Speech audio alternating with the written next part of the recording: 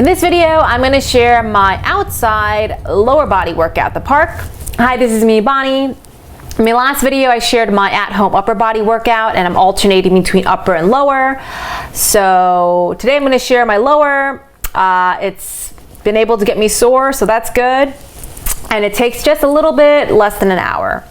So I do have a little bit of footage here, but again, didn't really have a cameraman or things to place my phone on, and I didn't want to touch all these surfaces, so I don't have that much footage, unfortunately. So I went to the park and I started off with lunges.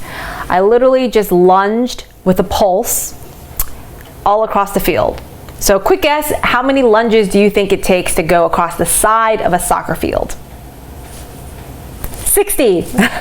So I did this, and that took about 8 minutes.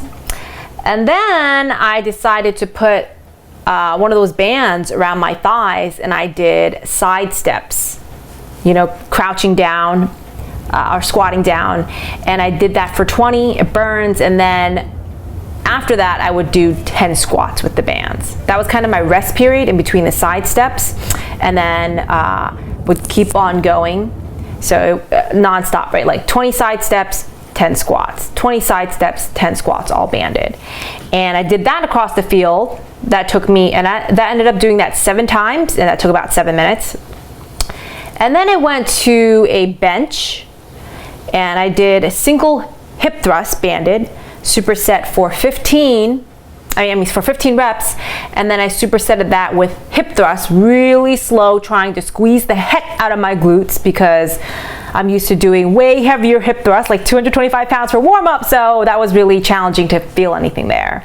And then did that till failure and supersetted it with V-ups.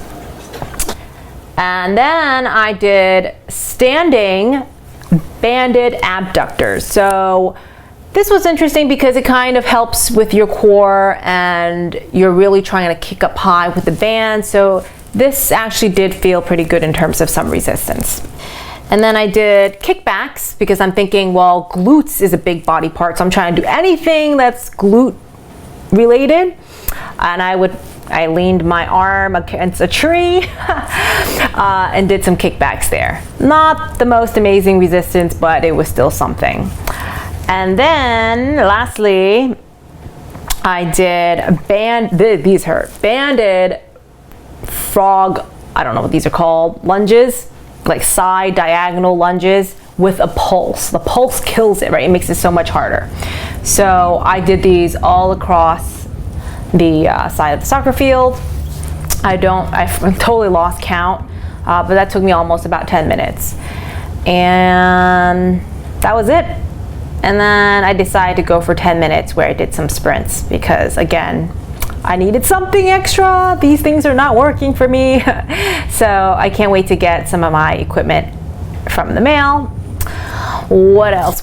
I am following a Ninja Warrior that I competed with in season 7 who is doing tutorials for freestanding handstands. So that's kind of cool. I mean, I can do a handstand only against the wall, but I would really love to do one without the wall and be able to do walking handstands and all that stuff. Just never really worked on it, so that would be a cool new skill to learn during this isolated time.